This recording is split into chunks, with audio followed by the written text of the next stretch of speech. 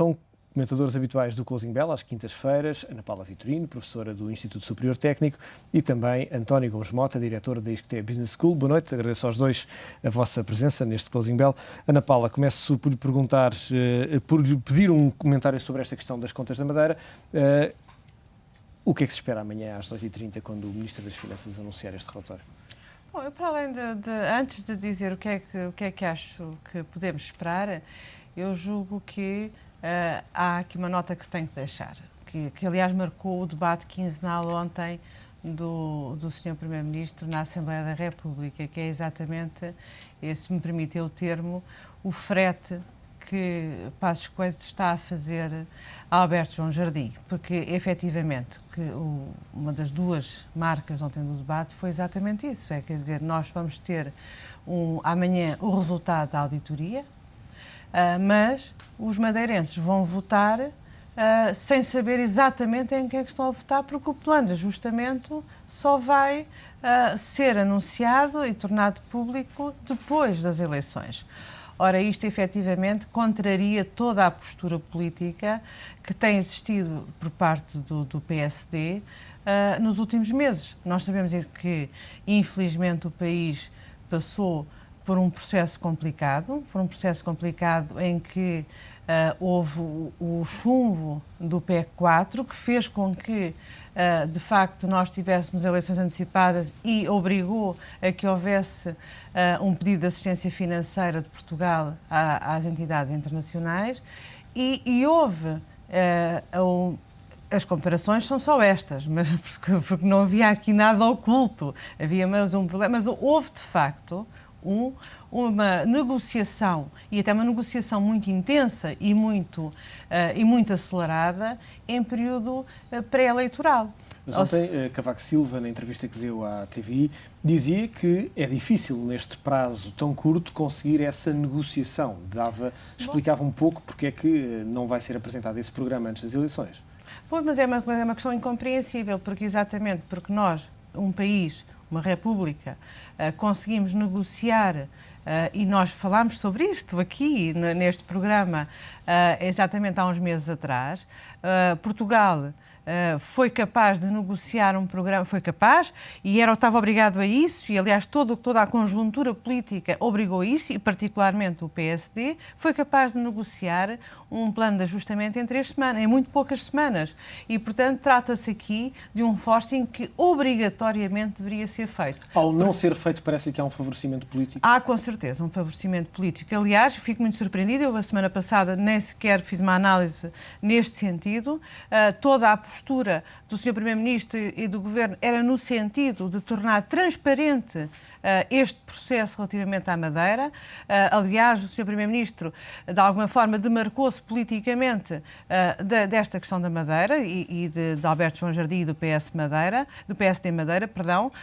Agora, ao fazer isto é um frete político, porque, de facto, há uma auditoria, e sabe-se que as implicações do resultado expectável dessa auditoria vão ser extremamente penalizadoras para os madeirenses, que para além de terem, evidentemente, tudo aquilo que é o contexto nacional, para além disso têm um contexto muito específico na Madeira e, portanto, vão ser chamados a vozes um momento importante de cidadania, um momento importante da sociedade e da economia madeirense, que é a escolha efetivamente, do seu destino político, porque desse destino político faz parte, efetivamente, um programa de atuação em termos económicos e em termos sociais. Ora, esse programa de atuação está diretamente dependente dos resultados desta auditoria e, portanto, este programa de ajustamento, nem que fosse, de facto, não dormindo de dia e de noite, tinha que estar concluído a tempo dos madeirenses votarem em consciência aquilo que querem para os seus destinos. Embora a verdade é que, quando forem votar, vão conhecer a situação real das contas da Madeira.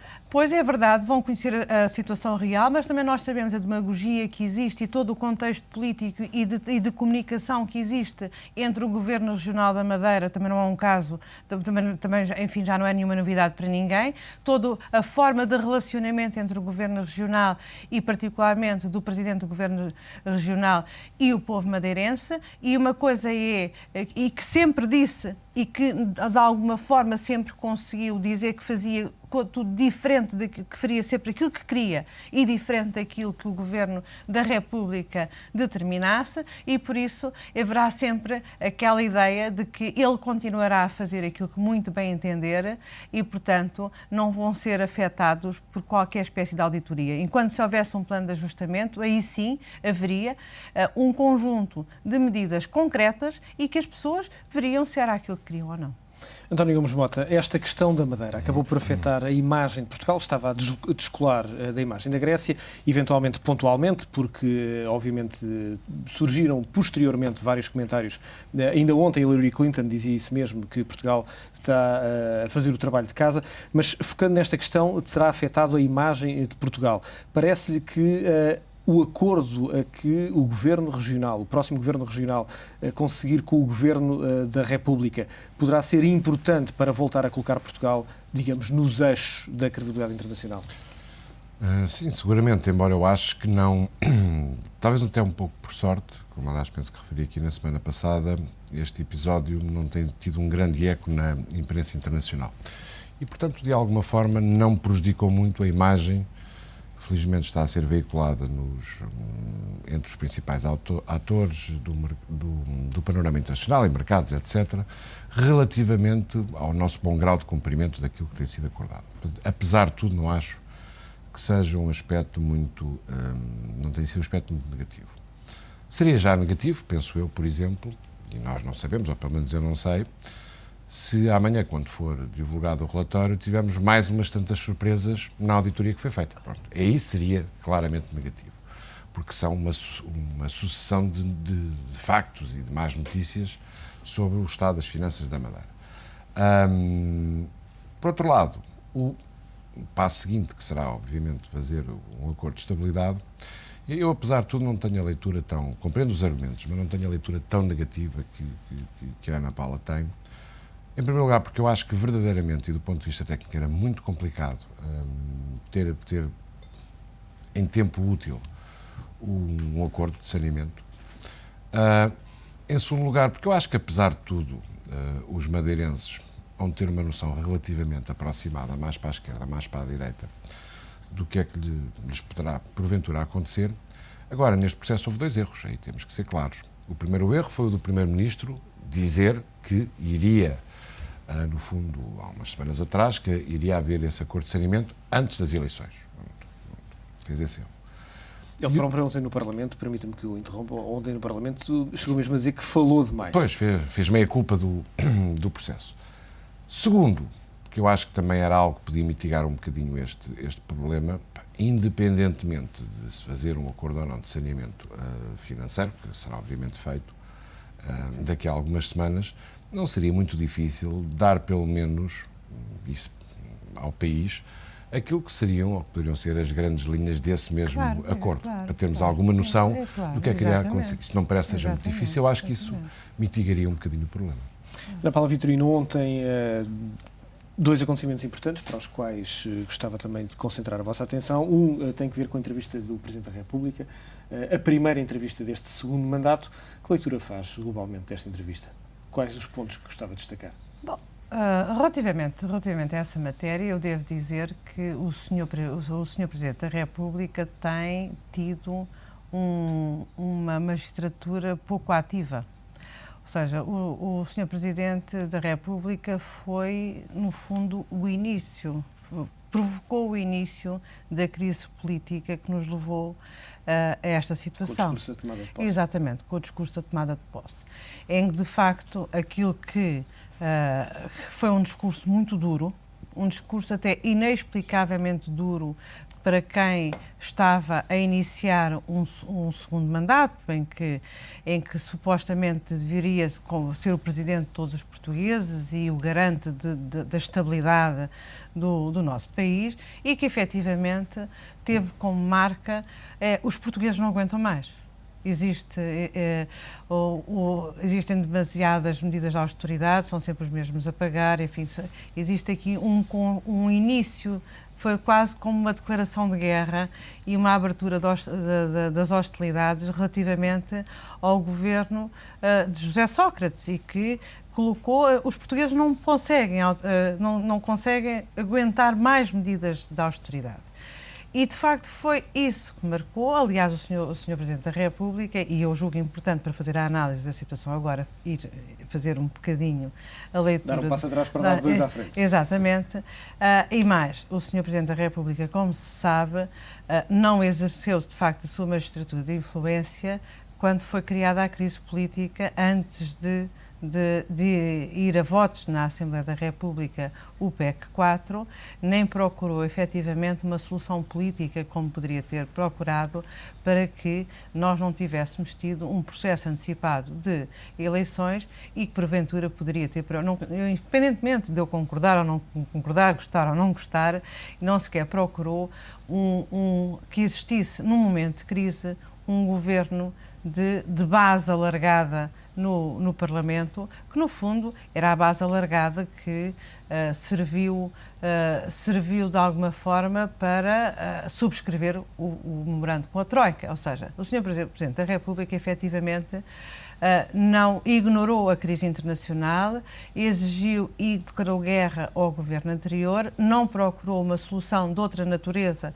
para a crise política que estava gerada e chega, de facto, a esta nova legislatura, a este novo governo, com um capital de culpa, diria assim, passe aqui a quase contradição, relativamente a todo este processo. E toda a gente esperaria que, quando começasse, de facto, este novo governo e a nova ação governativa, que houvesse aqui, pelo menos, uma procura de garantia relativamente àquilo que tinham sido os princípios que tinham regido os seus últimos meses enquanto Presidente da República. Mas, efetivamente, houve aqui, de facto, uma mudança de postura. Passou a existir crise internacional, curiosamente, passou a existir uma necessidade de compreensão maior relativamente à crise e às medidas de austeridade de ir para além da Troika, ou seja, deixou de haver uma magistratura de influência negativa e passou a haver quase uma ausência do Presidente da República. Essa mudança de discurso foi potenciada pela mudança também do governo? Com certeza, nós não podemos esquecer, enfim, o Sr. Presidente da República, a pessoa que eu tenho uma grande estima e acho que todos nós temos, gosta de facto de dizer que não é político, mas é o político no ativo há mais anos, em Portugal. E enfim, foi... Sendo político, parece-lhe partidário?